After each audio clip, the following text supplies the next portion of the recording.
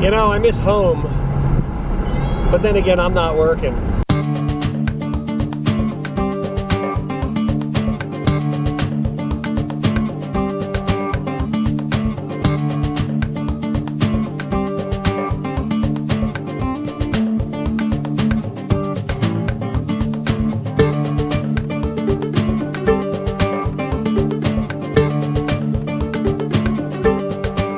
This is the Indian Point Campground in Duluth, Minnesota.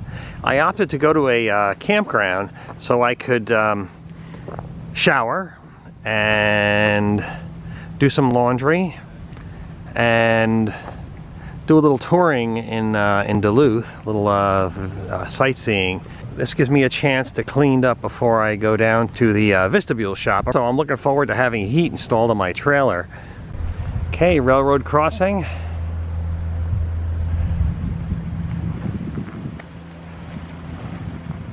What could possibly go wrong?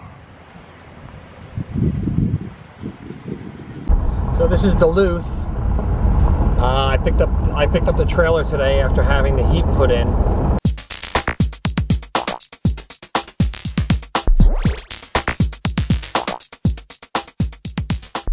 So what's your model? What's your motto? Your corporate model? Be a little anal.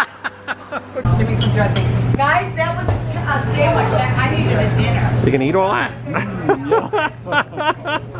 And I've been driving down this road to a boondocking site for about a half an hour now. It's in the, you know, it's showing its parkland, and I tried another site and struck out. This is all part of the adventure, you know. This is what comes with the turf. I did actually pass a campground. I could have gone. You could have walked across that campground on the roof of RVs. It was so densely packed. So I'm looking for something a little. Oh, there's a turn off. Could have parked there. Okay. You know, if this end destination, which looks like it's on a river, if this is no good, I'll just come back this way and go into one of these pull-offs. There's certainly, this is an isolated remote area. This is supposed to be it, this little road down here. So let's see. Let's see what we get. If anybody's here, or if it's bug infested, or you know, whatever. Let's see what we get.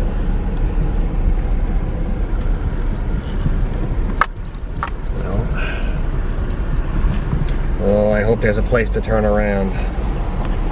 This place is taken. It's pretty buggy too. So I'm going to try and turn around. It's definitely tight here. I think I can do it. I'm going in. Okay. Ooh. Okay, I'm out of here. X Drive to the rescue. I don't know how those guys stayed back there. There's two cars there. It is so buggy there that I just having the windows open, turning around, I was getting eaten alive. That was a tight turnaround. Let me get up on some dry ground here and just inspect the trailer. It's very tight. So give me a thumbs up. If you don't do that, I'm gonna reach through this screen and pull on your nose. It's totally dark. I got great stars above, and I am a little hungry. I had lunch earlier today. I had a pretty big lunch. So I didn't have dinner, but now I got the munchies. And what I'm doing is I have my toaster here. This little metal device. Toast. So I just put my toast on top of there. And I think I'm going to turn down the heat a little bit. Seems a little high. Takes a little longer that way, but... So on the queue is one of my favorite snacks. I have cold coffee for the morning, cold brew coffee, which I like. I normally have tea, but it's going to be a special treat tomorrow because I'm in the middle of nowhere. And it's going to be, tonight it's going to be an avocado, which I just love avocados, and fresh tomato on this sourdough bread. And there it is. It's toasting a little bit there. Okay. Bringing these smaller tomatoes because the bigger ones were getting damaged in the off-road travel I was doing. They were bouncing around in the refrigerator, and at times when I'm in the middle of nowhere like this, I feel like I'm talking to myself. A little herbal salt.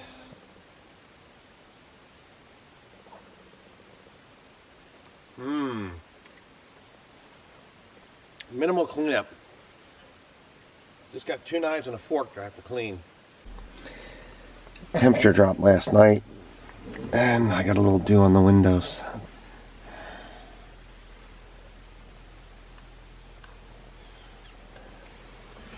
So this is a site in Duluth. It was on the edge of what I could tolerate for bugs, but now it's cool out, so I want to have breakfast before it warms up. Great boondocking site, nice and quiet. Little buggy when it warms up, so I've only got about a half hour before the bugs come out, and I'm going to have to leave. I live in the Northeast, New Jersey, northern New Jersey, which is very densely populated. Within a 100-mile radius of my front door are about 16% of the American population. There's not a lot of land there for boondocking, but you have to go up to the Adirondacks to start finding boondocking places.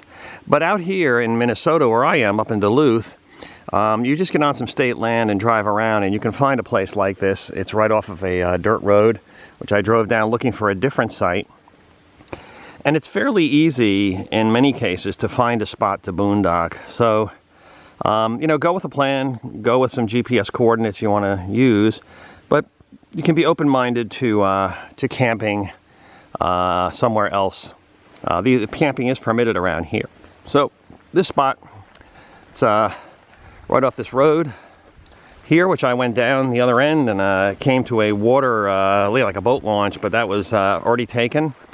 There were a couple of cars there, no room, and it was extremely buggy right on the water. This is away from the water, a little less buggy, particularly in the evening and at night, particularly at night when it got cool and early this morning, before like 8 a.m. The bugs are starting to come out now, so I'm going to leave. But I had a great view of the sky last night, looking at satellites, looking, you know, stars, the Milky Way. It was really, really nice, very quiet. Pin quiet. I'm using this drive time to charge my my tablet and my laptop. Rather than use an inverter, I found a straight 12 volt to 12 volt connection. Saves a lot of energy, especially when charging in the trailer. So I like to exercise all these systems, you know, charging in the car, charging in the trailer. I want to make sure everything's working, and I want to understand how it works. So when I'm, you know, when I'm out here, I know what to expect. Also, if one fails, I've got another to use. The disaster management training course I took was one of the best, and it influenced my life and made me think a lot differently about infrastructure we take for granted.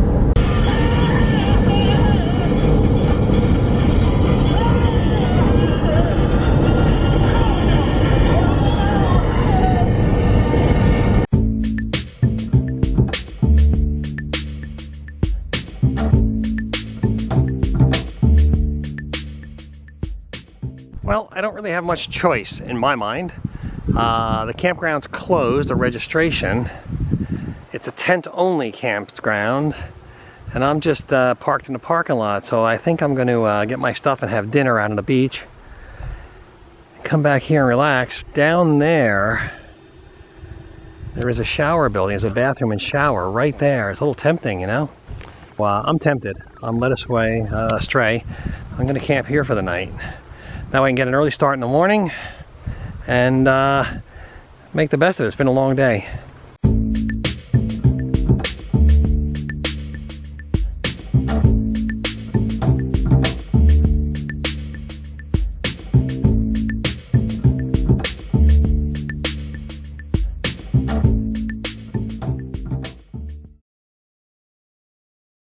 So these are the carts.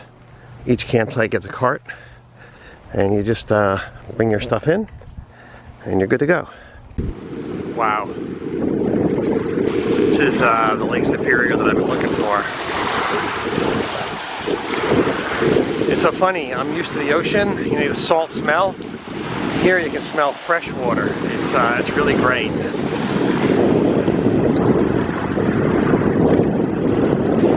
Don't see anything on the rocks. This camera's awesome. It's got a like a 1,000mm lens on a handheld camera. It's hard to believe. Ah, this is great. I'm gonna get a chair and come back here. So I'll be sleeping in a parking lot tonight, but I don't care. I'll just come down here. Wow, this is Split Rock State Park in Minnesota, Lake Superior, and there is just an awesome view of this lighthouse here. It is really looking great. You got it on this little cove. This is the light at the Split Rock Lighthouse in Split Rock State Park in Minnesota. And I am here camping tonight. And I decided to come out here to have dinner on this beautiful setting. And well, I'm leaving here in a little while. This is again Split Rock State Park. I was tired on the road. Go on, so I just came in here and slept in the parking lot. Success is getting what you want. Happiness is wanting what you get. It's not bad for a fortune cookie. Come on. It's Grand Marius, Minnesota, and there's supposed to be a boondocking site down on this trail, and I'm going in. Cut away some of this if I have to. I'm sure the body is going to look pretty rough when I'm done with this trip. Here's another branch. Okay, thank you very much. I had to close the window. All kinds of crap was going on the seat. Leaves and stuff. Oh, come on. The search for the campsite, right? You want the ultimate quiet campsite, and this is what you got to do to get it.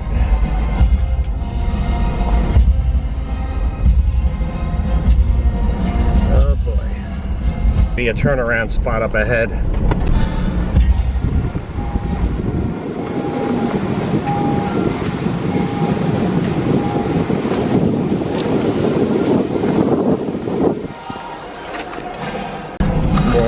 I need some trail grooming out here. Oh yeah, all right, I'm going through.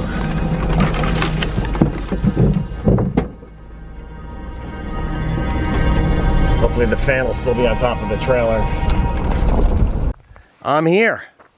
And here is in the middle of nowhere in Grand Marius. Okay, wow. Let's inspect everything. Okay. The fan is still on top of the vestibule. Looks like the branches wiped away a tiny amount of dirt. This thing is filthy. Okay, everything on this side is intact.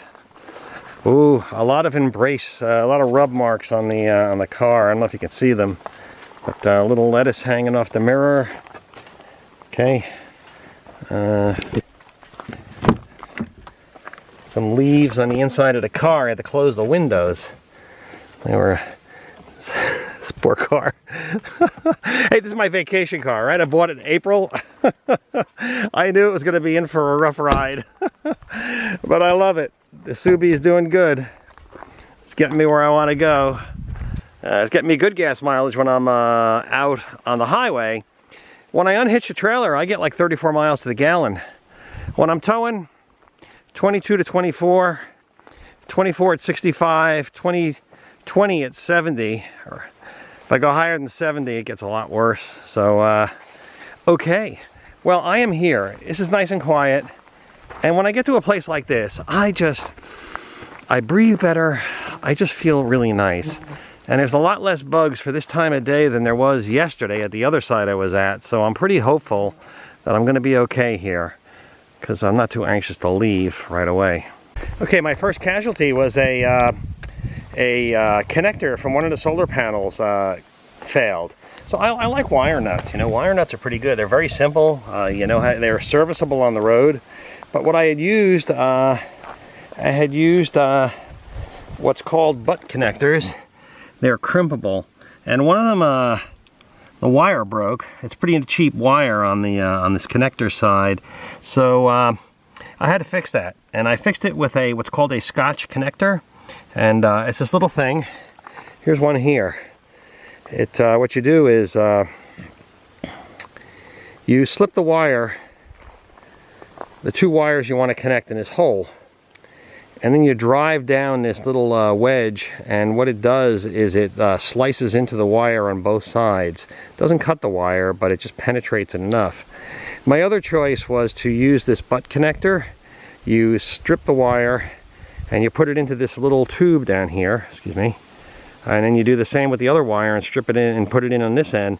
Then you crimp this with a pair of pliers or a crimping tool. And this particular one is a heat shrink, so you after you're done, you heat it with a lighter and it will shrink. If you happen to have a heat gun with you out here in the middle of nowhere, you can use that too.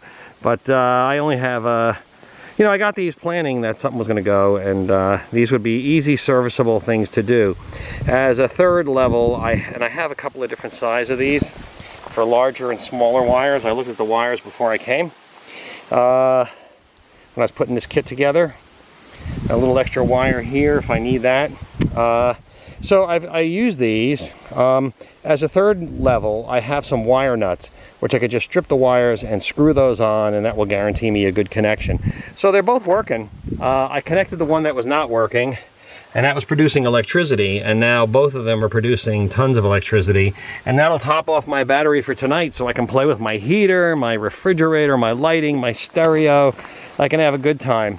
So to get through this trip, this circumnavigation of Lake Superior, I just need 2 AA batteries for a Phoenix LD12 flashlight. I also take a transistor radio which runs on 2 AA's, so I'd want 2 AA's for that and a spare 2 AA's for that. I have charging equipment, small panel, solar panels, large solar panels. I could charge them in a trailer off to 12 volt. I have overlapping systems galore. But to do this, you know, if it was a backpacking trip, I just need a couple of batteries, and that's all I need. But I'm going in luxury. I didn't come here to, I didn't buy this trailer to, you know, sit here, you know, with a magnifying glass making a fire to cook dinner. So I'm having fun. Give it a thumbs up, because I really love those thumbs up. And let's face it, it's really not asking very much of you, you know. So on the menu tonight is chicken with garlic and soy sauce. And I'm making some couscous, which couscous is really easy to make, really quick. It's pearled couscous. I don't know what pearled couscous means, but I'm going to give it a shot. And pretty easy to make. You just boil some water, boom. So the goal here is I'm going to use this. That's enough chicken for a couple of nights. So I'm going to make that tonight. And I may not eat it tonight. What I also have is I have some fresh ravioli, and I may eat that tonight instead, because that I don't think will keep as long. Leftover chicken like this, it could keep for several days. And I'll make the couscous, I'll make that, I'll chill it, put it in the refrigerator, and that'll make the next 2 nights at least pretty easy. I don't know what's coming. This is a good spot. I started dinner early today to give me a jump on it. You know, while it's light out, I can clean up, I can do that. Then I can do some chores. The trailer needs a good cleaning out. I rearranged the car. I don't have a vacuum to clean the car, but trailer, things tend to get a little disorganized, so I'm going to take care of that. Meantime, I'm just going to mince my garlic. 6-inch chef knife is my weapon of choice for mincing garlic. One thing I left off the menu was salad. I stopped before this trip and I got some fresh salad. Now that's something that RVers don't seem to understand what it is. It grows naturally. So, you know, part of my diet has to include salad. Otherwise my guts are just not happy. I can't make it off of starch, protein, and vegetables alone. Salad is a key ingredient in my diet, and I'll have that tonight, whether I have ravioli or I have chicken. I'll have the salad, and again tomorrow I'll have the salad until it runs out, and then I'll see if I can get some more. Choices for salad up in this area are pretty slim. You get these country stores, they do not have much of a choice, but I'll keep my eye out for them. You know, it's really pretty easy to eat healthy on the road if you try, and if you know what to eat. It doesn't have to be, you know, food in a bag. But sometimes it has to be, but not right today. So this cutting board comes with the trailer. Slides into a little drawer right here. You can use it on the trailer, you can move it somewhere else. I routed in a channel around the edges, so if I'm cutting something with juice, it won't run off the edges. I can catch it. Fairly simple thing to do. Like everything else is over-engineered. This is like a half-inch wood. It's way stronger and heavier than it has to be, but hey, it's great. I use it all the time. I have other cutting boards too, and I'm gonna make my dinner. You know, I'm looking for cookware for camping in a teardrop trailer. You've got the burners. They're quite small. They're not really equal to a home stove. They work okay, but they heat. The trailer is sometimes at a slight angle, which maybe your stove at home isn't. And sauces tend to go to one side, and one side will cook a little quicker than the other.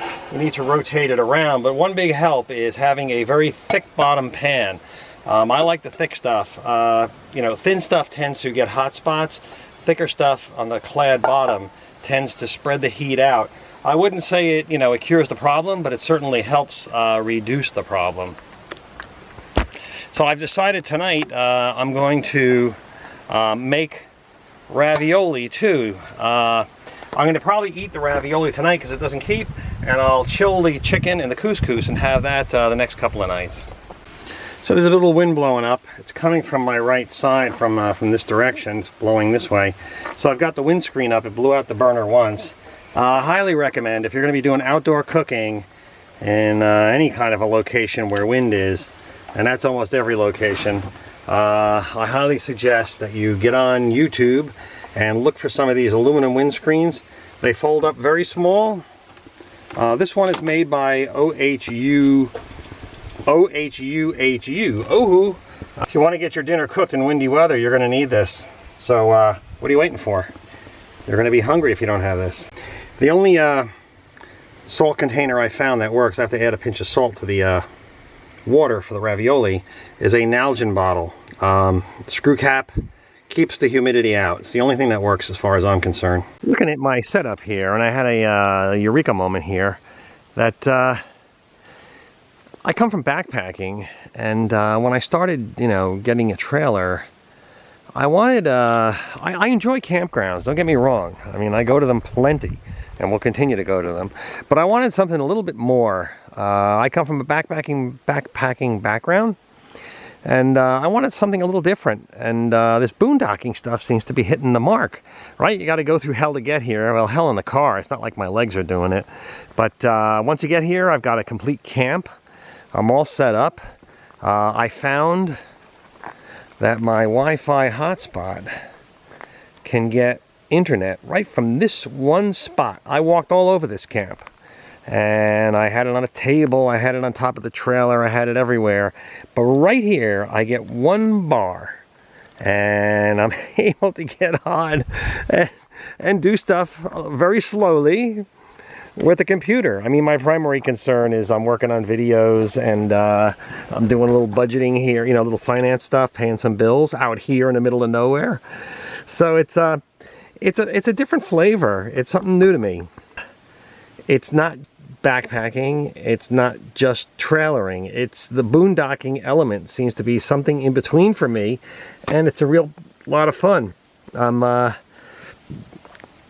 It was a new dimension for me. I wasn't sure what I was going to do when I got the trailer, but once I set my mind on boondocking, it just opened up something different. So it's a little harder than hanging around in a campground. You don't just go to the bathroom and wash your pots and pans and, you know, and go put your clothes in the dryer, or go to the gym in the campground. It's a little different. You know, I'm out here at night. You know, the stars come out. I got a good view of the sky here, you know. It's another test of baking soda, white vinegar, and Dawn dish soap. And this time I'm using it on the couscous pan I just had with dinner.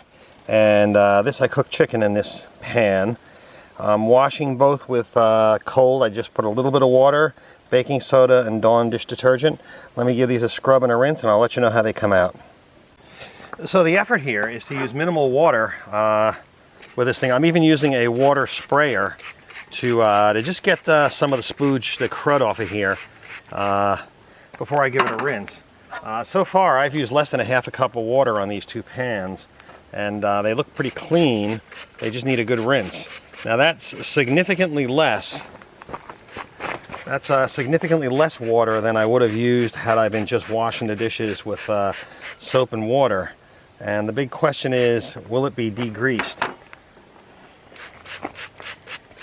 So this holds 8 ounces of water, so you can see I'm hardly using anything.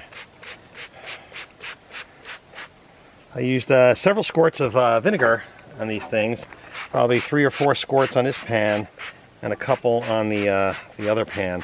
So let me finish, and there we go. Oh yeah, oh yeah. And I'll recycle that water into the other pot here, right? This is just taking off the bits and getting rid of the soap.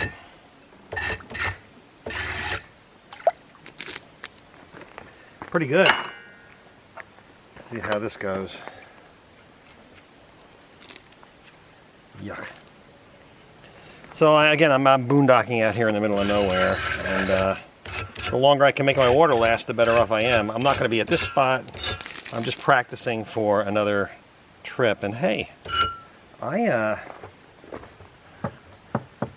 looking pretty good here.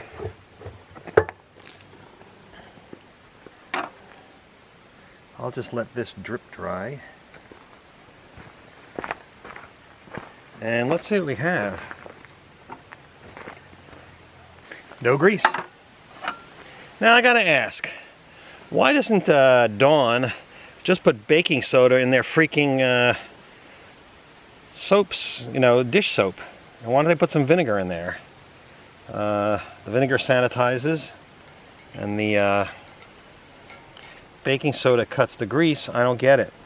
I may try and whip up my own batch of dish soap for when I go camping. I'll experiment with it at home. But I do want to say that baking soda sprinkled on the pan lightly, vinegar and Dawn soap mixed together, a tiny bit of water, scrub it down with a 3M scrubber. That'll get off the crud. It'll sanitize the pot and pan for bacteria. It will remove the grease, and then you just have a light rinse. I'm using far less water. Okay, I'm leaving. Had a great night here. Wonderful stars. Just great. I mean, you couldn't ask for more in a campsite. This is very remote as far as I'm concerned. No visitors, completely alone. If you're coming back here, this is on freecampsites.net. This is listed as Minnesota #1 or MN #1. I'm near Grand Marais, Minnesota. You can get back here with a van. If it's a regular size van camper, you can get back here. Anything bigger than this, you're not going to get back here. It's not because the trails are rough or ground clearance. It's because it's so overgrown. On top of it, my car can barely get through. Branches were hitting the top of the car and the top of the trailer. This is my garbage for a couple of days. I'm going to try and dispose of this today at one of these gas stations. They almost always have a little barrel or something there you can throw things away. And if you don't abuse it with a small bag, they seem to be much more tolerant. And if you show up with some big black hefty bag, I think you can get a car back here, period. Just be careful if you have an antenna or something, an external antenna, which most cars don't have anymore. But if you do, maybe the last time you see it.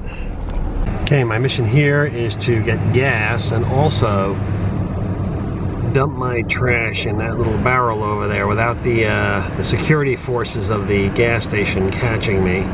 Okay, I got the goods.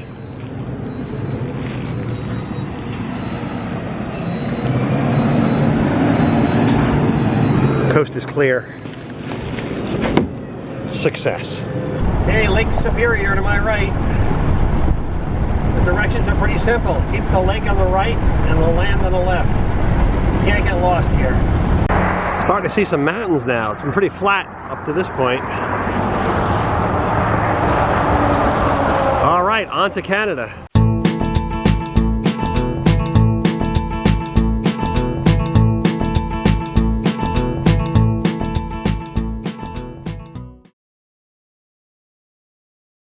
US to Canadian exchange rate today is $1.36. $1 US buys $1.36 Canadian, and it's plastic money. And the rumor is this smells like maple syrup. Oh yeah, it smells just like maple syrup. All right, there's the border crossing to Canada. I'm going in. Okay, this is the Pigeon River crossing for Ontario. And the joke here is, on the American side of the border, there's a lot of dairy farms. And when the wind's blowing the right way into Canada, you can smell America's dairy air.